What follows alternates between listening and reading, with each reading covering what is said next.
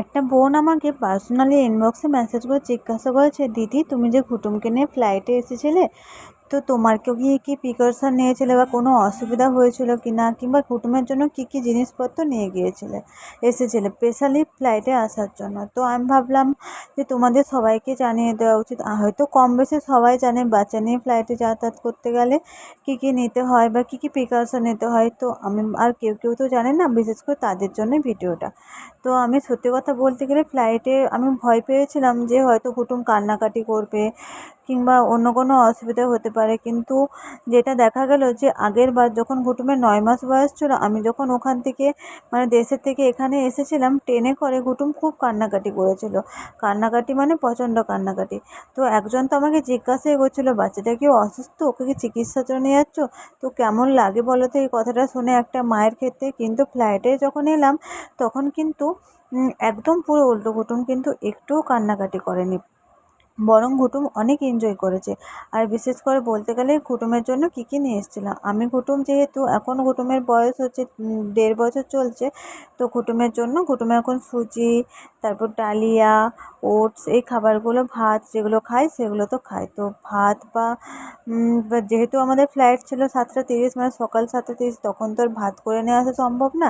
সেজন্য আমি কুটুমের জন্য একটু সুজি করে এনেছিলাম টিফিন বক্সে করে। এতে করে হচ্ছে কিন্তু কোনো প্রবলেম হয় না, যেহেতু বাচ্চার খাবার। তো ফ্লাইটে বা ওখানে চেকিংয়ে কোনো প্রবলেম হয়নি। আর যেমন সাধারণ খাবার যেমন বিস্কিট আর তো এগুলো আছে। আর কুটুম যেহেতু এখানে আমাদের সাউথে থাকে, তো ইডলি, ধোসা এগুলো খাওয়ার অভ্যাস আছে। তাই খাবার বলতে ওই ফ্লাইটে ওঠার আগে আমরা এয়ারপোর্টে ওকে একটু ইডলি খাইয়েছিলাম। ও সুজিটা তেমন খায়নি, মানে আমার করে আনাই বেকার হয়েছিল বলতে গেলে। তো যদিও যেটুকু খেয়েছিল, তো তোমরা চাইলে ছোটো বাচ্চারা যেগুলো খায় তো সেগুলো। আর কুটুমের পাপা বলেছিল যে হট ওয়াটার আনতে দেবেন, এটা কিন্তু পুরো ভুল।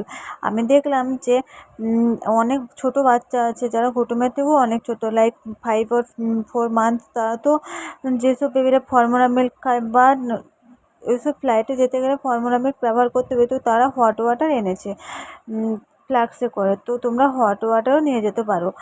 আর অন্যান্য জিনিস বলতে বাচ্চার যেহেতু জল টল থাকবে, আর কয়েকটা তোমাদের যে হ্যান্ডব্যাগ আছে না, হ্যান্ডব্যাগে বাচ্চার টিস্যু, হাগিস এগুলো নিয়ে নেবে। আর কয়েকটা জামা কাপড়, পাতলা জামা কাপড় নিয়ে নেবে। আর সত্যি কথা বলতে কি, যারা এয়ার হোস্টেস ফ্লাইটের মধ্যে বাচ্চার মায়েদেরকে বিশেষভাবেই সাহায্য করেছে। ওরা বারবার আমাকে জিজ্ঞাসা করছিল যে বাচ্চা নিয়ে কোনো সমস্যা হচ্ছে কি না, বাচ্চার ন্যাপি বা হাগিস চেঞ্জ করার জন্য তারা আমাকে বাথরুমে যেতেও হেল্প করেছিল।